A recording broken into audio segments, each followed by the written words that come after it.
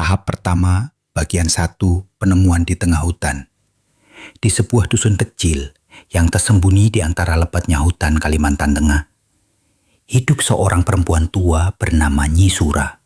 Usianya hampir mencapai 70 tahun. Namun, tubuhnya masih kuat, langkahnya tetap sigap menembus semak belukar. Orang-orang di dusun menyebutnya perempuan hutan, karena lebih sering terlihat sendirian di tengah rimba daripada di pasar atau tempat ibadah. Nyi Sura tinggal di sebuah gubuk reyot di pinggir hutan, jauh dari keramaian. Sehari-hari ia hidup dari hasil hutan, rotan, jamur, dan kadang ramuan obat yang ia racik dari akar-akan. Hidupnya sepi, namun damai. Tak ada suami, tak ada anak.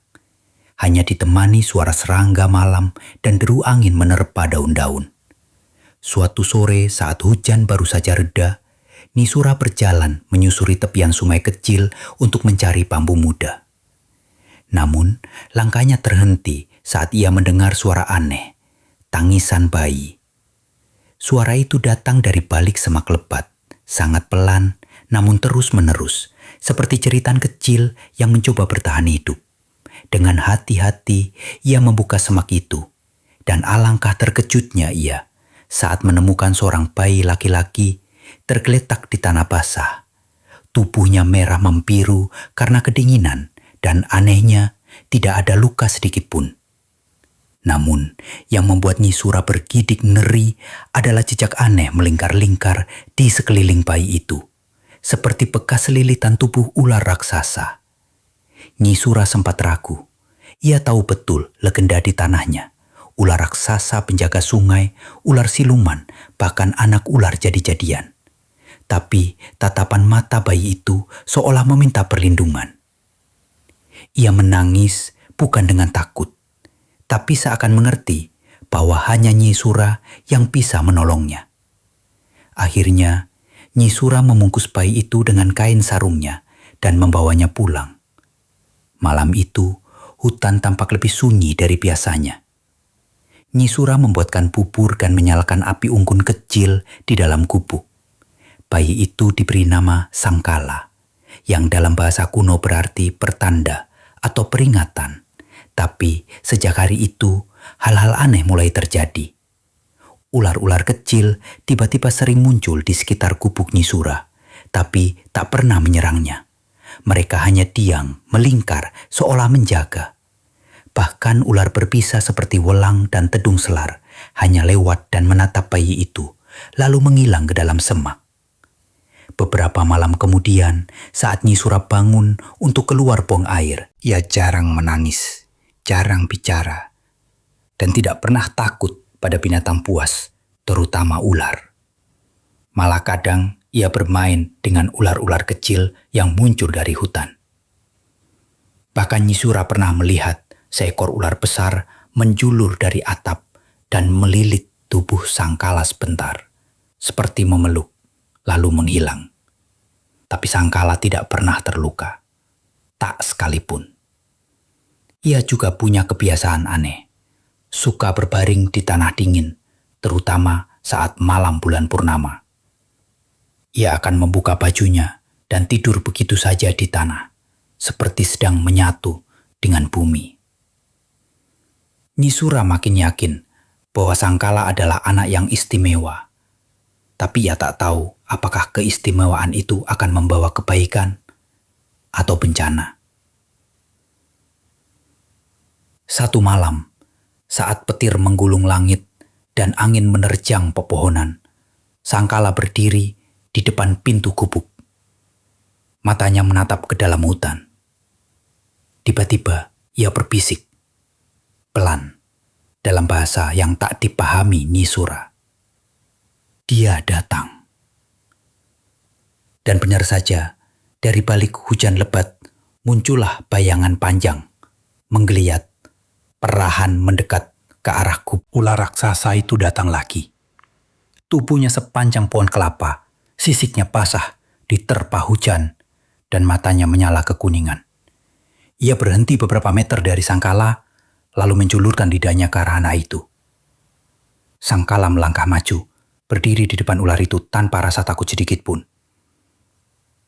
Nyi Sura hendak meneriaki, hendak menarik Sangkala masuk. Tapi tubuhnya membeku. Tidak bisa bergerak, tidak bisa bersuara. Sangkala menoleh ke arah Nyi Sura, lalu berkata dengan suara tenang, "Ibu, jangan takut. Dia bukan musuh. Dia ayahku." Tahap kedua bagian 2, rahasia asal-usul Sangkala dan penghukung dunia manusia. Hujan belum juga reda saat Sangkala berdiri di hadapan makhluk raksasa itu. Ular dengan sisik kehijauan menyala dalam gelap malam. Ia tak menunjukkan sikap mengancam, hanya diam, menatap anak itu seperti sedang berbicara lewat tatapan. Nyi Sura yang berdiri di balik pintu gubuk, tubuhnya masih gemetar. Hatinya ingin berteriak, ingin menarik Sangkala ke dalam. Tapi tubuhnya terasa terkunci. Suasana seolah beku, hanya suara rintik hujan dan desis pelan ular itu yang terdengar. Sangkala membungkuk, lalu menyentuh kepala ular itu dengan tangannya.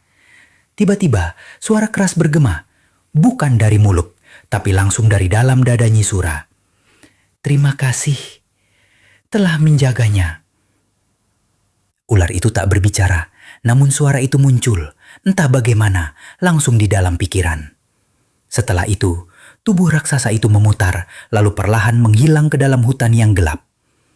Tak lama kemudian, tubuh Nyi Sura kembali bisa digerakkan. Ia jatuh berlutut, napasnya tersenal, dan air mata turun tanpa sadar. Malam itu, ia tahu satu hal pasti. Sangkala bukan anak biasa. Ia bukan manusia sepenuhnya, tapi juga bukan makhluk gaib. Ia adalah perantara, sebuah jembatan. Beberapa minggu setelah kejadian itu, desa mulai dilanda masalah. Hutan tempat warga biasa berburu dan mencari kayu kini mulai ditebang secara besar-besaran oleh sekelompok orang asing. Mesin berat masuk, suara gergaji meraung siang malam, binatang-binatang hutan turun ke desa, kelaparan dan panik. Sungai menjadi keruh, ikan-ikan mati mengambang. Sangkala yang kini telah berusia sekitar 14 tahun mulai gelisah. Setiap malam ia berjalan ke tepian sungai, berdiri lama menatap air, kadang-kadang berbisik sendiri. Nyi Sura mencoba menasihatinya, tapi anak itu hanya berkata, "Batas itu sedang dilanggar, Bu. Dunia manusia terlalu serakah. Hutan bukan milik mereka, dan mereka akan dihukum." Malam itu, Sangkala menghilang. Ia tidak pulang ke gubuk. Nyi Sura mencari kemana-mana, menyusuri sungai, masuk ke dalam hutan. Tapi anak itu seakan ditelan bumi. Orang-orang desa pun mulai membicarakan keanehan Sangkala. Ada yang bilang ia anak iblis, ada pula yang bersaksi melihatnya berbicara dengan ular dan kadal besar. 3 hari kemudian, bencana datang. Pagi hari yang cerah tiba-tiba berubah gelap, awan hitam menutup langit, lalu tanah berguncang hebat seperti diguncang naga dari bawah bumi. "Kalian telah membakar tempat kelahiran para roh. Kalian meracuni air kehidupan. Kini, kalian harus tahu bahwa alam tidak diam." Ular itu melata, menyusuri sungai, menghancurkan alat-alat berat para penebang. Mesin-mesin terbakar, tenda-tenda roboh, dan semua pekerja lari tunggang langgang meninggalkan hutan. Namun Sangkala tak menyerang desa. Ia hanya menghentikan perusakan hutan. Setelah semua hening, ia turun dari kepala ular dan kembali ke tepian sungai. Di sana, Nyi Sura sudah menunggunya. Ia menangis, melihat anak yang ia besarkan kini bukan lagi anak kecil. Sangkala duduk di hadapan ibunya dan berkata lirih, "Aku bukan sepenuhnya manusia, Bu. Aku bukan juga ular. Aku adalah penjaga dan tugasku belum selesai."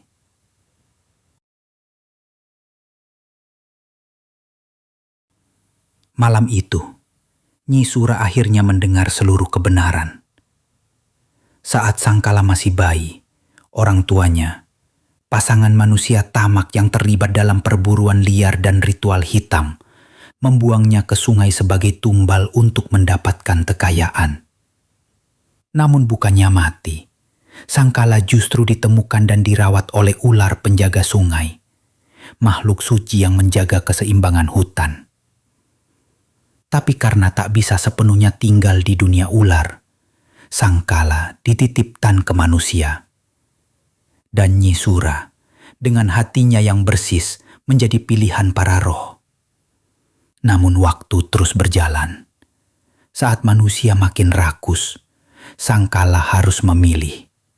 Tetap hidup sebagai manusia biasa atau kembali ke alam yang sebenarnya, alam para penjaga. Malam itu, ia memeluk Nyi Sura. Untuk pertama kalinya, sangkala menangis. "Ibu, jika besok aku tak kembali, ingatlah, aku bukan menghilang, tapi kembali ke tempat asal." Dan benar saja, esok paginya, sangkala sudah tak ada. Yang tertinggal hanya jejak sisik besar di tanah depan gubuk, dan sebuah bekas lilitan melingkar seperti tempat seseorang tidur. Tahap ketiga, bagian 3.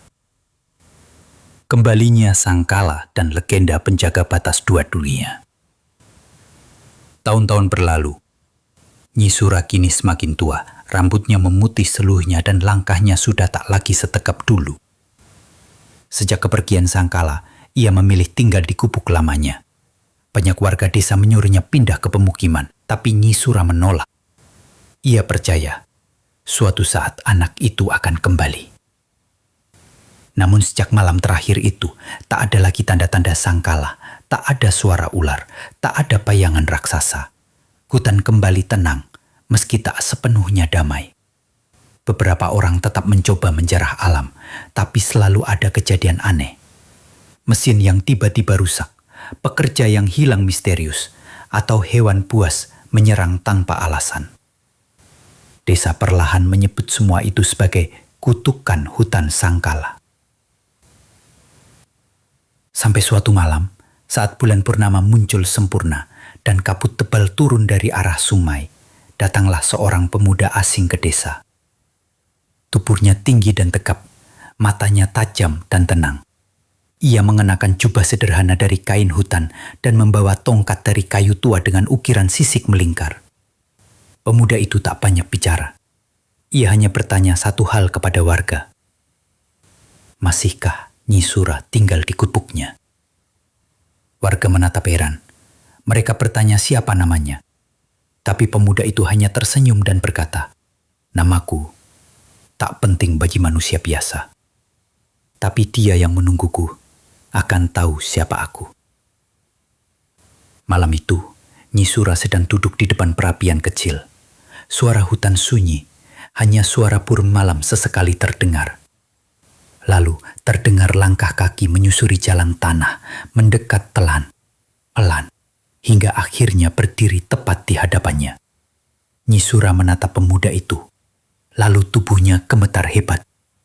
Ia tahu dari tatapan mata itu, dari senyum kecil yang tak berubah sedikit pun sejak bertahun-tahun lalu.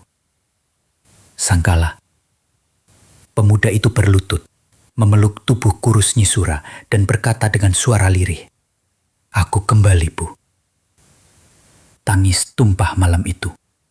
Mereka berpelukan dalam hening, hanya ditemani cahaya api dan bisikan angin. Sangkala kini telah berubah.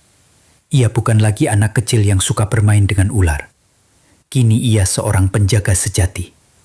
Tubuhnya bukan manusia sepenuhnya, tapi juga bukan makhluk gaib. Ia berdiri di antara dua dunia, alam manusia dan alam roh. Sangkala menceritakan segalanya. Selama malam itu juga, Sangkala mengajak Nyi Sura ke sebuah tempat yang tak pernah bisa dilihat manusia biasa. Mereka menyusuri sungai, lalu masuk ke celah batu besar di hulu. Di sana terbentang dunia yang begitu indah. Air jernih mengalir dari akar langit, cahaya kehijauan menyinari pepohonan, dan ribuan ular besar dan kecil melata damai tanpa menyakiti siapapun. Nyi Sura menangis menyaksikan semua itu. Ia merasa hidupnya kini lengkap. Namun kebahagiaan itu tak berlangsung lama. Satu malam terdengar suara gemuruh dari arah timur. Sekelompok besar orang datang dengan alat berat, ratusan pekerja dan tentara bayaran bersenjata. Mereka dikirim oleh konglomerat kota yang ingin membuka tambang emas di perut Gunung Suci, yang letaknya tepat di atas dunia bawah para penjaga. Jika mereka berhasil, batas dunia akan rusak, roh-roh akan terlepas, dunia manusia akan hancur, kata Sangkala. Ia tahu saatnya telah tiba. Ia harus bertarung. Pertempuran malam itu menjadi legenda. Langit merah menyala, tanah retak dan sungai mendidih. Dari perut bumi, ular-ular raksasa bangkit. Bukan hanya satu, tapi puluhan. Mereka melindungi gunung, melilit alat-alat berat, menjatuhkan helikopter, dan menelan mesin-mesin. Sangkala berdiri di puncak batu. Tubuhnya menyatu dengan cahaya hutan. Ia memanggil hujan, memanggil petir, dan memanggil kekuatan leluhur. Orang-orang kota lari tunggang langgang. Hutan tak bisa dilawan, penjaga bangkit. Setelah malam itu, Gunung Suci ditutup total. Tak ada yang berani mendekat lagi. Hutan kembali damai. Tapi Sangkala tak kembali ke gubuk. Ia tetap tinggal di dunia bawah. Nyi Sura yang kini tahu anaknya telah menjadi legenda hidup, tersenyum setiap malam di bawah sinar bulan. Ia tak lagi sendiri, karena setiap kali ia duduk di depan api, selalu ada seekor ular kecil bermata kuning yang melingkar di dekat katinya, menjaga dalam diam. Cerita ini terus hidup. Orang-orang menyebutnya legenda anak ular penjaga dunia. Dan hingga kini, jika kau masuk terlalu dalam ke hutan Kalimantan, jangan coba-coba merusak alam, karena mungkin saja Sangkala sedang mengawasi.